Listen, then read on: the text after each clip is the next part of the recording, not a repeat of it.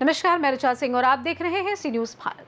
बेमेतरा जिले में किसान के नाम पर कथित फर्जी तरीके से खाद निकासी का मामला तूल पकड़ता जा रहा है।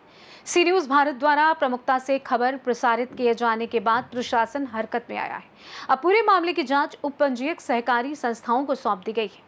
बेमेतरा जिले की थान खमरिया तहसील अंतर्गत सेवा सहकारी समिति बेलतरा में किसान की आईडी का कथित दुरुपयोग कर 12 बोरी खाद निकाले जाने का मामला सामने आया है। पीड़ित किसान महेश साहू निवासी ग्राम सोमई खुर्द का आरोप है कि उनकी जानकारी और सहमति के बिना उनके नाम पर खाद का वितरण दिखाया गया है। महेश साहू के अनुसार उनकी कृषि भूमि union bank of India Bemetara शाखा में ऋण के एवज में बंधक है। उनका कहना है कि नियमानुसार ऐसी स्थिति में सहकारी समिति से खाद का वितरण नहीं किया जा सकता। साथ ही खाद वितरण के लिए पीओएस मशीन पर किसान के फिंगरप्रिंट का सत्यापन भी आवश्यक होता है। इसके बावजूद कथित रूप से बिना फिंगरप्रिंट सत्यापन के उनके नाम पर 12 बोरी खाद की निकासी दर्ज की गई। मामले का खुलासा तब हुआ जब महेश साहू स्वयं खरीदने के लिए धान खमरिया की एक निजी दुकान पर पहुंचे। रिकॉर्ड की जानकारी मिलने पर उन्होंने इसकी शिकायत की।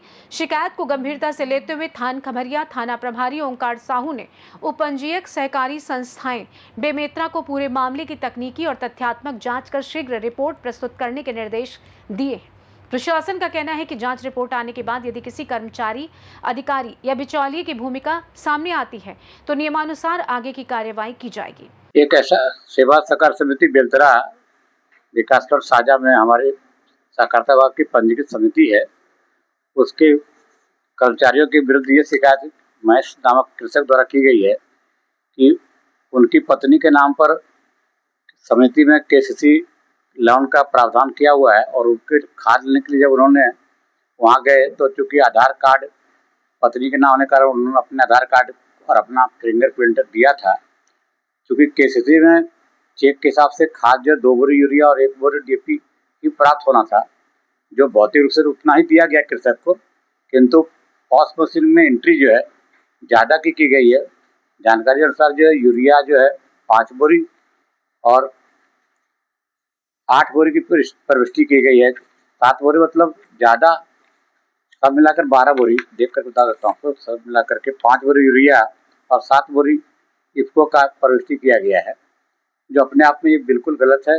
प्रविष्टि में इस तरह की चूक जो स्वीकार करने योग्य नहीं है। उनकी शिकायत पर जांच करने के लिए हम बाध्य हैं और जांच कराएंगे, क्योंकि थाने में भी उन्होंने महेश नामक कृषक ने किया हुआ है शिकायत। तो अब थानेदार महोदय द्वारा भी हमसे आवेदन आया हुआ है कि कार्रवाई के पूर्व आप अपना प्रतिवेदन दें।